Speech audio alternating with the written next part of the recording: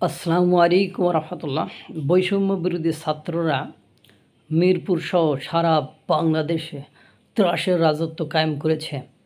আপনাদেরকে আমি যদি মিরপুরের চিত্রটা তুলে ধরি তাহলে আপনারা বুঝতে পারবেন সারা বাংলাদেশে বৈষম্য বিরোধী ছাত্ররা, এনসিপির এই বৈষম্য বিরোধী ছাত্ররা কি তাণ্ডব, কি ত্রাস, কি মানে হামলা শুরু করেছে বা মানুষের ঘুম কিভাবে হারাম করে দিয়েছে।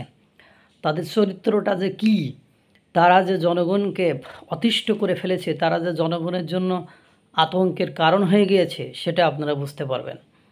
বৈষম্য বিরোধী ছাত্র আন্দোলনের মিরপুর অফিস যেন এক টর্চার সেল। ব্যবসায়ীকে ধরে এনে নির্যাতন করে ব্ল্যাঙ্ক চেক ও ফাঁকা স্টাম্পে, অর্থাৎ খালি স্টাম্পে স্বাক্ষর করিয়ে নেয় তারা।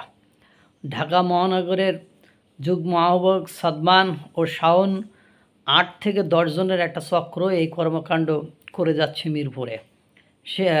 সেখানে দেশ টিভি অনুসন্ধান টিম যে দেখে একজনকে ইচ্ছে মতো পিটিয়ে টর্চার করছে এবং স্ট্যাম্প ও ব্ল্যাঙ্ক চেকে সই করে নিচ্ছে। তার কানের নিচে কান ঠাসা মেরেছে, মুখে থাপ্পড় মেরেছে, বাড়ি মেরে তার পেছনের হাড় ভেঙে ফেলেছে। এই অবস্থা। এই চক্রের অধিকাংশ সদস্যই এনসিপির আহ্বায়ক নাহিদ ইসলামের ছোট ভাই পরিচয়ে দাপিয়ে বেড়ায়। নাহিদ ইসলামের সাথে তোলা একাধিক ছবি সামাজিক যোগাযোগ মাধ্যমে প্রকাশ ও বিভিন্ন দপ্তরে কর্মকর্তাদের দেখিয়ে করেন প্রভাব বিস্তার। এমন একাধিক ভিডিও ফুটেজ আছে দেশ টিভির হাতে। অভিযোগের সত্যতা যাচাইয়ে এনসিটির মিরপুর শাখার মহাপরিচালকের মুখোমুখি দেশ টিভি টিম। ক্যামেরার সামনে কথা বলতে রাজি হননি তিনি, তবে বলেন নাহিদ ইসলামের সাথে ছবি দেখিয়ে চাপ প্রয়োগ করে বদলি করান তারা। মহাপরিচালক বলেন, আমাদের এনসিপির অর্থাৎ জাতীয় নাগরিক পার্টির যে বর্তমান আহ্বায়ক, ওনার ছোটো ভাই পরিচয়ে এটা করেছেন। ওনার সাথে ছবিও আছে প্রোফাইল পিকচারে। তো তিনি আমাকে করেছেন, অর্থাৎ চাপ দিয়েছেন নিজের পরিচয়টাকে খুব বেশি মাত্রায় প্রকাশ করে বদলির জন্য অনেকটা চাপ প্রয়োগ করেছেন। অ্যাটিটিউড যেটা ছিল সেটা হলো ভয় দেখিয়েছে, ভয় দেখানোর চেষ্টা করেছে। শুধু দপ্তর নয়, তাদের ত্রাসের রাজত্ব যেন মিরপুর জুড়ে। বাদ পড়ছে না বসত বাড়িতে। শুধু হামলা নয়, বসত বাড়িতে লুটপাট চালায় তারা। এক বসত বাড়িতে যে সেখানে এক মহিলা সাক্ষাৎকার নিলে কয় তারা শুধু মোবাইলে যেটা করেছে সেটা শুনেই, সেই হুমকি শুনেই আমাদের বাচ্চারা ট্রমাটাইজড হয়ে গিয়েছে। 1 মাস হয়ে গিয়েছে যে আমাদের ওরা ওই সে ট্রমা থেকে, ভয় থেকে, ওই ত্রাস থেকে বের হতে পারছে না। বিচার চাওয়া তো দূরের কথা, সে কথা মনে পড়তে ভয়ে আঁতকে ওঠে ভুক্তভোগীরা। এদের সম্পর্কে জানতে এনসিপির আহ্বায়ক নাহিদ ইসলামের মুখোমুখি হলাম, মানে দেশ টিভির ওরা টিম। তবে ক্যামেরার সামনে কথা বলতে রাজি হননি তিনি। বলেন ওদের কর্মকাণ্ড সম্পর্কে কিছুই জানে না, তাদের বিরুদ্ধে ব্যবস্থা গ্রহণেরও দাবি করেন তিনি।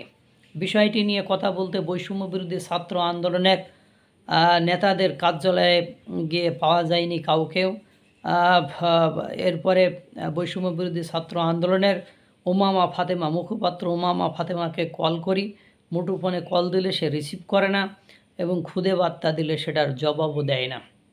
পরে দেখা গেল সাদমান এবং শাওনের মুখোমুখি হলে তারা বলে তাদের সাথে আওয়ামী লীগের সম্পৃক্ততা থাকায় তাদেরকে তুলে নিয়ে এসে আমরা এইভাবে পিটিয়েছি। তারা আবার সরাসরি এই কথাগুলো বলছে।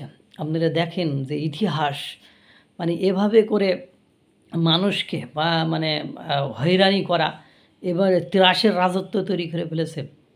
প্রশাসন সহ একজন প্রশাসকের, অর্থাৎ থানায় এক ওসির সাথে আমি ভিডিও ফুটেজে দেখলাম যেভাবে কথা বলছে, তাতে মনে হচ্ছে ওসি তার দাস বা কর্মচারীটারই কিছু একটা হবে। এমন স্টাইলে বসে এমন ভাবভঙ্গিতে কথা বলছে। এই হলো এদের চরিত্র। এরপরেও যদি কেউ এদের পক্ষে কথা বলে, সুপারিশ করে, এর চেয়ে হতভাগ্যের, এর চেয়ে নির্মম আর কোনো কিছু হতে পারে না।